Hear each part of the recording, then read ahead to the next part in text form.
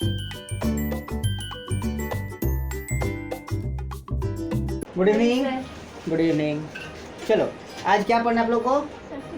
Trigonometry of class 10। Good. देखो trigonometry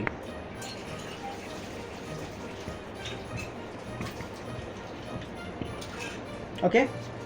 trigonometry is the study of the ratio of two sides of a right angle triangle. Okay, देखो right angle triangle के बारे में आप लोग का राइट एंगल ट्रायंगल का बेसिक प्रॉपर्टी आप लोग पढ़ते आ रहे हो 8th क्लास से, पढ़ रहे हो ना? जैसे कि देखो राइट एंगल ट्रायंगल में क्या होता है, ये 90 डिग्री, ठीक है। Right angle triangle is the triangle whose one angle is of 90 degree. तो ये 90 डिग्री है और यहाँ इसको हमने कहा hypotenuse is the longest side of the right angle triangle. इसके बारे में जानते हैं ना हम लोग? तो देखो, तो इसका बेसिक प्रॉपर्टी पाइथागोरस फार्मूला आप लोग पढ़ते आ रहे हो 8th क्लास से ही, कि अगर हमको हाइपोटेन्यूस, और देखो ये वाला साइड है इसको हम लोग जनरली परपेंडिकुलर कहते हैं और इसको बेस कहते हैं। ये हाइपोटेन्यूस है जो कि राइट एंगल ट्रायंगल का लॉन्गेस्ट साइड होता है, ठीक ना। तो इसका रिलेशन हम लोग पढ़ते हैं, हाइपोटेन्यूस अगर निकालना होता है तो अंडर रूट परपेंडिकुलर स्क्वायर और प्लस बेस स्क्वायर करते हैं। ये पहला फॉर्मूला था। दूसरा था कि अगर हमें परपेंडिकुलर निकालना होगा तो हम क्या लिखेंगे बाबू? Hypotenuse square minus base square. तीसरा फॉर्मूला था अगर हम लोगों को बेस निकालना है तो अंडर रूट हाइपोटेन्यूस का स्क्वायर और माइनस परपेंडिकुलर स्क्वायर, ऐसा कर देते, ठीक है। तो ये सब था बेसिक फॉर्मूला, ठीक है। और ट्रिगोनोमेट्री में आपको एक बात और यहाँ दिया गया रहेगा, साइन थीटा कॉस थीटा, एक एंगल के बारे में पूछेगा, ठीक है ना।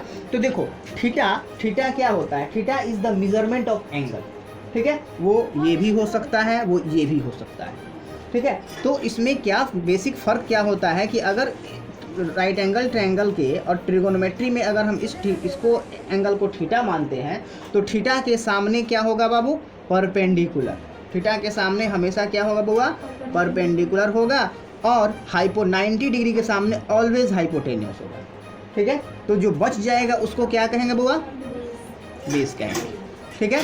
तो चलो हम, और अगर यह ट्रायंगल कुछ इस तरह का बना हुआ हो, मान लो कि एक दूसरा ट्रायंगल है, ठीक है, एक दूसरा ट्रायंगल है, triangle P Q and R, और ये एंगल जो है वो 90 डिग्री का है। तो आप बताओ खुशी, ये हाइपोटेन्यूस कौन सा होगा?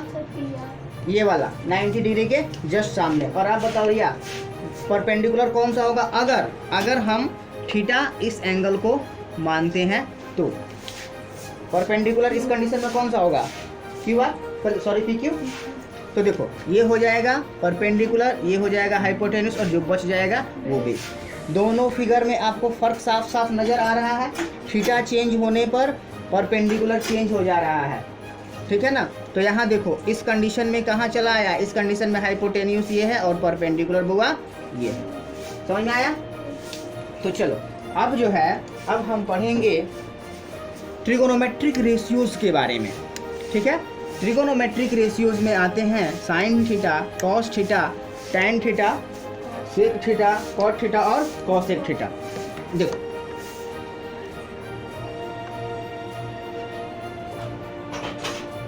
चलो, ये एक जनरल राइट एंगल ट्रायंगल है, ठीक है, जिसमें कि ये वाला एंगल 90 डिग्री है, ठीक है, बात समझे। तो अकॉर्डिंग टू फिगर परपेंडिकुलर ये होगा, हाइपोटेन्यूस ये होगा और बेस ये होगा, नो डाउट, है ना। तो देखो सबसे पहला जो रेशियो है ट्रिगोनोमेट्रिक रेशियो की अगर हम बात करते हैं तो वो है sine theta. Total 6 trigonometric ratios हैं, sine theta, cos theta, tan theta, उसके बाद कॉट थीटा, उसके बाद है सेक थीटा और फिर है कॉसेक थीटा। तो देखो बाबू, साइन थीटा जो है वो परपेंडिकुलर और हाइपोटेन्यूस का रेशियो है। परपेंडिकुलर और हाइपोटेन्यूज का रेशियो है। यानी कि हम कह सकते हैं sine theta is equal to perpendicular by hypotenuse, cos theta base by hypotenuse होता है, tan theta perpendicular by base होता है, और cot theta base by perpendicular होता है, sec theta base by hypotenuse होता है, और cosec theta hypotenuse by perpendicular होता है। ठीक है, याद करने में कठिनाई आती है आप लोगों को, तो देखो इसको एक शॉर्ट ट्रिक से हम लोग समझेंगे। ठीक है, तो यहाँ देखो, यहाँ पर हम लिख देते हैं एक ट्रिक, पी बी पी और एच एच बी। ठीक है, समझे? और यहाँ पर हम लिख देते हैं एस सी और टी। ठीक है, देखो इस फॉर्मूला को याद करने का एक तरीका है, इसको P फॉर परपेंडिकुलर और H for hypotenuse, B for base और H for hypotenuse, P for perpendicular and B for base, S for sine, C for cos और T फॉर टैन। इसको आप रिदम में ऐसे याद रखोगे, पंडित बद्री प्रसाद हरी हरी बोल सोना चांदी तोल। ओके, ऐसे आप याद करोगे। तो देखो S फॉर सोना, S फॉर साइन। ठीक है, तो sine theta means perpendicular by hypotenuse. ये आपको सीरीज अगर याद नहीं रहे इसलिए मैंने बताया कि इसको आप कैसे याद रखोगे। तो यहाँ पर मैं लिख देता हूँ पंडित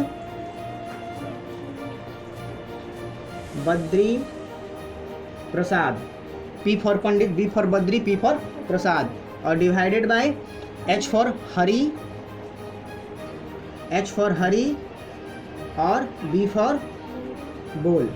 S फॉर क्या है बाबू? S for this, S for सोना, और दिस फॉर चांदी, और T फॉर तोल। तो S फॉर क्या? S फॉर सोना, S फॉर साइन, यानी कि S के लिए क्या आया? P by H, P by H. ठीक है, तो यहाँ हम क्या लिखेंगे बाबू? Sine theta is equal to P by H, यानी कि perpendicular by hypotenuse. Cos theta is equal to base by hypotenuse, या याद करो C फॉर चांदी, C फॉर कॉस, यानी कि B और H क्या आया? Base by hypotenuse. Tan theta perpendicular by base, perpendicular by base. ठीक है, इतना याद रहेगा। अब देखो बाकी का जो 3 ट्रिगोनोमेट्रिक फंक्शन है, कॉट, सेक और कॉसेक, तो आप ऐसे चलो, आप ऐसे याद रखो। पहले हम लोग इधर से मूव किए हैं, चलो इसको साफ कर देते। ठीक है, ठीक है, पहले हम लोग किधर से आए हैं बाबू? इधर से आए हैं, लेफ्ट टू राइट आए हैं और अप टू डाउन आए हैं ना। अब हमको क्या करना है, यहाँ से कॉट, सेक और कॉसेक के लिए हमको क्या करना है, इधर से राइट से लेफ्ट जाना है, और कैसे जाना है? Downward to upward. यानी कि अगर हम बात करेंगे कॉट थीटा की, तो कॉट थीटा में क्या हो जाएगा? Base by perpendicular. यहाँ क्या लिखेंगे बाबू? Base by perpendicular. Sec theta की अगर हम बात करते हैं, तो सेक थीटा के लिए क्या आएगा? Hypotenuse by base, hypotenuse by base. और कॉसेक थीटा तो hypotenuse by perpendicular, hypotenuse by perpendicular. यहाँ पर आप देखो, अब इन सब को आप थोड़ा सा कंपेयर करो तो आप देखो tan theta P by B है, तो cot theta B by P है, जस्ट इसका रेसिप्रोकल। ठीक है, उसी तरह से अगर आप cos और sec को कंपेयर करो तो आप देखते हो क्या कि cos B बाई एच है तो sec H बाई बी है, यानी कि cos और sec एक दूसरे का रेसिप्रोकल है। उसी तरह से अगर आप साइन और कॉसेक को कंपेयर करो तो आप देखते हो क्या कि साइन थीटा का वैल्यू है P बाई एच, तो कॉसेक का है H बाई पी, यानी कि ये दोनों भी आपस में एक दूसरे के रेसिप्रोकल हैं। ठीक है, तो इस तरह से हम एक और फार्मूला, कुछ और फार्मूला लिखते हैं, और वो क्या होगा देखो तो,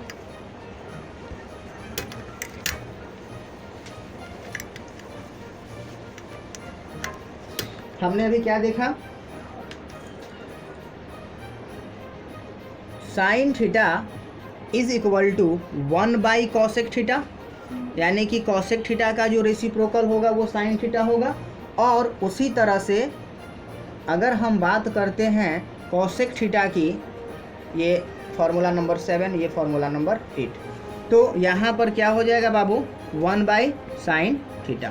ठीक है, फिर हमने क्या देखा था, कॉस को देखा था। कॉस को जब हमने देखा और सेक से कंपेयर किया तो क्या आया 1/sec थीटा।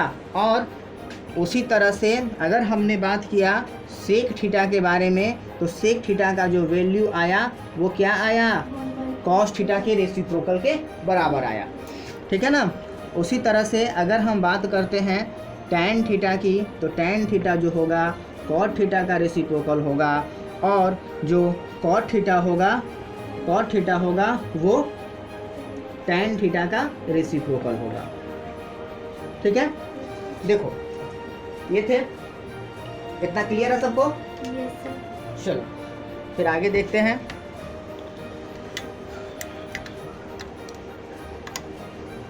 देखो एक फॉर्मूला देखो, कितना था 12 नंबर ना, 13। तो देखो यहाँ पर टैन थीटा का एक और वैल्यू होता है sine theta by cos theta, यानी कि साइन थीटा और कॉस थीटा को हम डिवाइड कर दें तो क्या आएगा टैन थीटा। आप देख लो टैन थीटा का फॉर्मूला हमने थोड़ा देर पहले क्या पढ़ा था बाबू, परपेंडिकुलर बाय बेस पढ़ा था ना। अब देखो ये इतना आता है या नहीं इसको आप चेक कर लो। ठीक है, देखो साइन थीटा का वैल्यू हमने क्या पढ़ा, परपेंडिकुलर बाय हाइपोटेन्यूज। ठीक है, और हमने कॉस थीटा क्या पढ़ा, बेस बाय हाइपोटेन्यूज। क्या पढ़ा बाबू, बेस बाय हाइपोटेन्यूज। देखो आ गया P/B आ गया ना, टैन थीटा के बराबर इन दोनों का वैल्यू आया ना। तो इसलिए tan theta is equal to sine theta by cos theta. और हमने जैसे अभी तक पढ़ा कि टैन थीटा का जो रेसिप्रोकल होगा वो क्या होगा बाबू, कॉट थीटा। तो इस टर्म में हम कॉट थीटा को भी लिख सकते हैं, साइन और कॉस के टर्म में लिख सकते हैं ना। तो यहाँ क्या हो जाएगा देखो, तो cot theta is equal to cos theta by sine theta. ठीक है, जैसा कि हम लोग अर्थमेटिक में पढ़ते आए हैं कि अगर हम किसी नंबर को उसके रेसिप्रोकल से मल्टीप्लाई करते हैं तो वैल्यू क्या आता है बेटा 1। तो देखो तो हम क्या लिख सकते हैं, जैसा कि हमने देखा कि कॉसेक थीटा जो है साइन थीटा का रेसिप्रोकल है, यानी कि साइन थीटा में कॉसेक थीटा से मल्टीप्लाई करते हैं तो वैल्यू क्या आएगा बाबू 1। कितना 14 था, 15 नंबर। देखो यानी कि हम कह सकते हैं sine theta into cosec theta is equal to 1। उसी तरह से cos theta into sec theta is equal to 1। Tan theta into cot theta is equal to 1। ठीक है, समझ में आया ये तीनों फॉर्मूला? चलो तो देखो अब जो है कुछ फार्मूला आपको और पढ़ने हैं, वो एक्चुअली 3 फार्मूला ही हैं, लेकिन उस 3 फार्मूला से 6 फार्मूला और निकल के आते हैं। ठीक है, तो देखो जो पहला फार्मूला जो हम पढ़ेंगे 15 था या 16 था 17। तो देखो पहला sine square theta plus cos square theta is equal to 1। Basic यही होता है। ठीक है, इससे 2 फार्मूला और निकल के आते हैं। वो क्या, सिंपल अर्थमेटिक है। आप क्या करो 1 माइनस साइन स्क्वायर थीटा, इसको इधर ले जाएंगे तो क्या माइनस होगा, तो 1 minus sine square theta is equal to क्या आ गया बाबू, कॉस स्क्वायर थीटा। उसी तरह से अगर हम साइन को इधर छोड़ रखते हैं और इसको उधर ले जाते हैं तो हम क्या लिखेंगे 1 minus cos square theta is equal to हो जाएगा बाबू साइन स्क्वायर थीटा। ठीक है, तो चलो अगला देखो 18 number 1 plus tan square theta is equal to होता है सेक स्क्वायर थीटा। यानी कि हम इससे भी 2 फार्मूला और निकाल सकते हैं। चलो इसको मान लो A और इसको मान लो B, तो इससे क्या निकलेगा sec square theta -1 is equal to tan square theta, और फिर क्या निकलेगा sec square theta minus tan square theta is equal to 1। ठीक है, चलो क्लियर है। नेक्स्ट ये 18 नंबर था, ये 19, और इसके बाद जो आएगा वो 20 नंबर। इसके पहले 17 तक पढ़ाते थे। तो देखो ये 20 number 1 plus cot square theta is equal to होता है बाबू कॉसेक स्क्वायर थीटा। तो देखो अब इसको भी हम लिख सकते हैं, इसका भी, इससे भी दो फॉर्मूला और निकाल सकते हैं। वो क्या है, cosec square theta -1 is equal to cot square theta, और दूसरा जो होगा वो क्या होगा cosec square theta minus cot square theta is equal to 1। ठीक है, तो ये सब फॉर्मूला है जिसके हेल्प से आप ट्रिगोनोमेट्री का पहला चैप्टर RS अग्रवाल से और NCERT बुक से आप सॉल्व कर सकते हो। फर्स्ट एक्सरसाइज ट्रिगोनोमेट्री का आप इन सब फार्मूला के हेल्प से सॉल्व कर सकते हो। तो आज की क्लास में जो भी हमने पढ़ा आप लोगों को समझ में आया? Yes sir. बिल्कुल? यस। कोई डाउट? No sir. ओके, तो अब आप लोग RS अग्रवाल से या फिर NCERT से जो भी आपको बुक फॉलो करना है उससे आप प्रॉब्लम सॉल्व करो, और जो भी डाउट होता है आपको अगली क्लास में उसका सॉल्यूशन मिल जाएगा। ओके, चलो, तो आज की क्लास में बस इतना ही। Thank you. सर।